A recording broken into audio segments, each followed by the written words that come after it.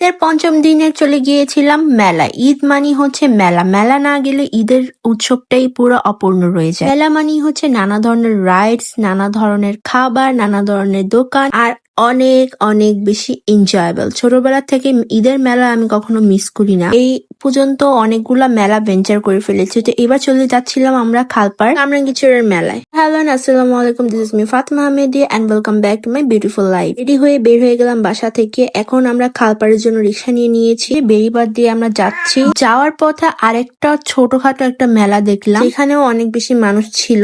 So আমরা যেহেতু আরেকটু দূরে যাচ্ছি, এই মেলায় আর নামিনি। এই যে আমরা আমাদের লোকেশনে পৌঁছে গিয়েছি। এই পর্যন্ত অনেকগুলো খালপাড়ের ব্লগ দিয়ে দিয়েছি। এবার দেখা যাক খালপাড় কামরাঙ্গীরচরের ঈদ মেলাটা কেমন হয়। দেখলাম নানা ধরনের স্টল বসেছে জিনিসপত্রের, আর রেস্টুরেন্ট গুলো একদম বিয়ে বাড়ির মতো সাজানো সুন্দর ভাবে। লোক একদম জড়িয়ে যাচ্ছিল। পুরো রোডটাই কিন্তু নানা ধরনের ক্রকারিজ জিনিস, তারপর হচ্ছে বাচ্চাদের খেলনা, কাপড় চোপড়, নানা ধরনের অ্যাক্সেসরিজ সবকিছু সেল করছিল। আর এখান থেকে শুরু হচ্ছিল ফুড স্টল গুলো। ওই যে সামনে দেখতে পাচ্ছেন কত সুন্দর ভাবে মেলাটা সাজানো হয়েছে। পুরো গাছে গাছে লাইটিং করা, এত বেশি সুন্দর লাগছিল দেখতে। এখানে এমন কোনো ফুড নাই, পিজা থেকে চটপটি থেকে বার্গার, তারপর হচ্ছে যে কোনো ফাস্টফুড আইটেমই কিন্তু এখানে পাওয়া যাচ্ছিল। এখানে এত এত স্টল ছিল। যে সেই বোর্ড গুলা যেগুলোতে আমি এর আগে ব্লগ দিয়েছিলাম। তারপরে মেইন মেলার দিকটা চলে আসলাম। আর এদিকে একটা চুড়ির দোকান, এটা এর আগেও বসেছিল। এখান থেকে আমি এর আগেও বেশ কিছু চুড়ি নিয়েছিলাম। ঢোকার পরে দেখলাম রাইডস গুলো দিয়ে ভরা, অনেক রাইডস ছিল বাচ্চা আর বড়দের জন্য। নৌকাটা মিস করলাম কারণ আমার সাথে পার্টনার ছিল না, আর একা একা আমি নৌকায় বসি না। এবার কোনো ছোটখাটো নাগরদোলা না, বিশাল বড় 10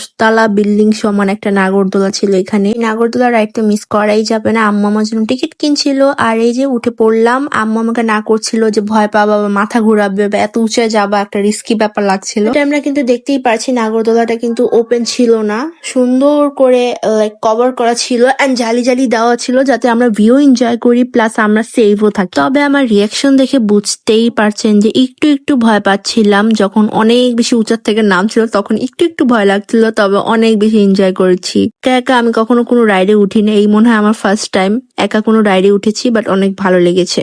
থেকে মজার বিষয় 10 মিনিটের মতো মনে নাগরদোলাটা ঘুরেছে, মানে এত লং টাইম রাইড কোনো রাইডেই থাকে না। তারপরে যে রাইড শেষে বের হয়ে গেলাম, এখন যাব ফুড স্টল গুলোর ওখানে। তার আগে এই ব্রিজের এখানে ফুলের সুন্দর একটা গাছ ছিল, সেখানে কিছু পিকচার্স ক্লিক করলাম। আর আমি যে যাচ্ছি আর পিছে কত ভিড় দেখতেই পাচ্ছেন। আর মজার বিষয় কি, এখানে যে আমি ব্লগ করছিলাম আশেপাশের মানুষ আমাদেরকে হা হয়ে তাকিয়েছিল। অনেকদিন ধরে ব্লগ করছি, সো এগুলাতে আমি এখন কমফোর্টেবল। তো এই ফুড স্টল থেকে অনেক কিছু অর্ডার করি আমরা। আমাদের ছিল পটেটো টুইস্টার। আমি সহজে খাই না কারণ এটা আমি একদমই হ্যান্ডেল করতে পারি না। দেখতেই পাচ্ছেন খেতে খেতে এতগুলো ফেলে দিয়েছি নিচে, বাট অনেক বেশি ক্রিস্পি ছিল, ভালো লেগেছে। আরেকটা জিনিস ভালো লেগেছে, আম্মুর পটেটো টুইস্টারটা একদম ঠান্ডা এন্ড সগি ছিল। সো আম্মু কমপ্লেন করাতে তারা সাথে সাথে আরেকটা নতুন করে পটেটো টুইস্টার দেয়, যেটা একদম ভালোভাবে ক্রিস্পি ভাবে ভাজা ছিল।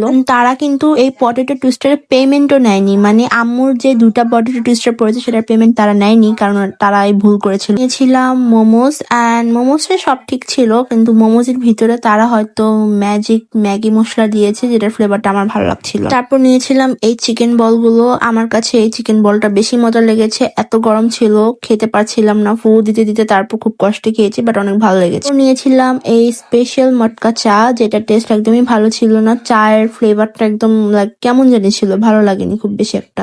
হরলিক্সটা বেশি দিয়ে রেখেছিল। তারপর এখান থেকে খাওয়া দাওয়া করার পর এই যে এই ফুচকার দোকানে ফুচকাটা খেলাম। ক্লিপটা আম্মু এতটুকু নিয়েছে, তাই বেশি শেয়ার করতে পারলাম না। এই আপুটি তার হোমমেড কেক সেল করছিল, আমি নিয়েছিলাম এখান থেকে স্ট্রবেরি রেড ভেলভেট কেক। কেকটা অসম্ভব মজা ছিল, আমার কাছে সব থেকে বেশি কেকটাই মজা লেগেছে। তারপর এখানে একটু আগে বেরিয়ে আমাদের এত পিপাসা লেগে গিয়েছিল, আমরা নিয়ে নিলাম এখানে গেন্ডারির রস, যেটা খাওয়ার পর একটা শান্তি লাগলো, তবে এত বেশি ঠান্ডা ছিল। প্রথমে আমার মাথায় একদম ঠান্ডাটা লেগে গিয়েছে, এরকম একটা অবস্থা। আমাদের পেট একদম ফুল হয়ে গিয়েছে। আরো অনেক স্ট্রিট ফুড আছে, বাট আমাদের খাওয়ার মতো পেটের জায়গা নেই। তো যাওয়ার সময় আম্মু আমাকে সুন্দর একটা গোলাপ কিনে দেয়। 25শে মার্চ আমার বার্থডে ছিল, তার পরের দিনই মেলায় গিয়েছি। সো আমার বার্থডে উপলক্ষে আম্মু আমাকে এই রোজটা কিনে দেয়। রোজটা পেয়ে তো আমি একদম হ্যাপি।